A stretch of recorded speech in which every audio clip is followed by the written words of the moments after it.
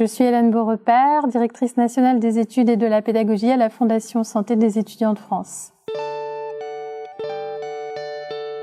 Mon rôle est de porter la politique pédagogique pour la Fondation, d'animer et de coordonner le groupe des directeurs des études au niveau national et de porter également le partenariat avec l'Éducation nationale pour la direction générale.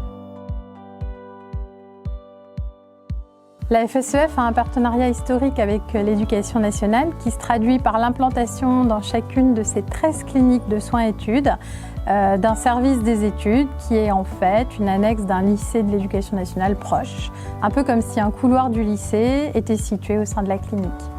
Et c'est ce qui permet l'alliance entre les soins et les études et pour les patients élèves de pouvoir suivre leur parcours de formation, préparer les examens, préparer leur insertion sociale et professionnelle malgré la maladie.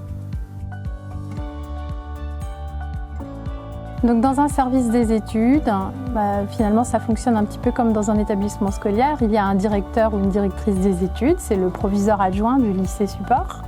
Et puis il y a parfois un conseiller principal d'éducation, éventuellement des assistants d'éducation, un professeur documentaliste et puis des enseignants qui vont proposer des cours qui suivent les programmes de l'Éducation nationale.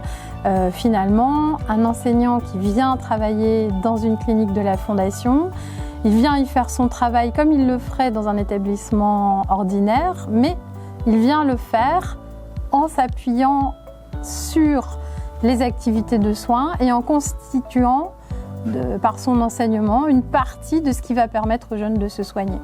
Et c'est cette alliance-là qui est caractéristique du soin-études. Ce lien particulier entre service des soins et des études exige des enseignants des compétences spécifiques en termes de souplesse et d'adaptation et un grand professionnalisme.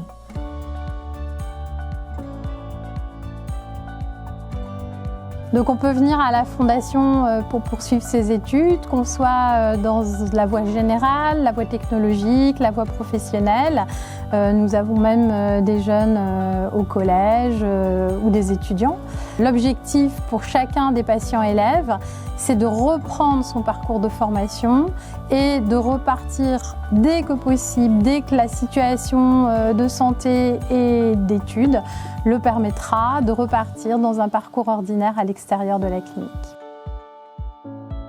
Donc une fondation qui a 100 ans, c'est une fondation qui a connu des évolutions.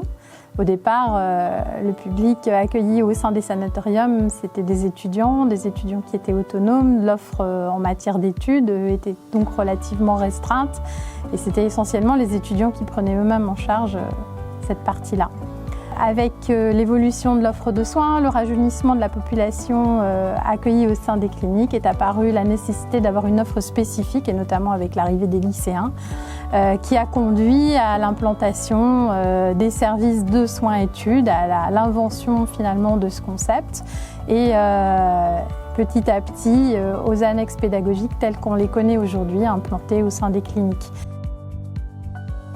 Aujourd'hui, être scolarisé dans une clinique de soins-études à la Fondation, c'est pouvoir poursuivre ses études, quelle que soit finalement la filière dans laquelle on se trouve, quelle que soit la voie d'études que l'on a choisie, de façon à pouvoir garantir à chacun, malgré la maladie, les meilleures chances de réussite.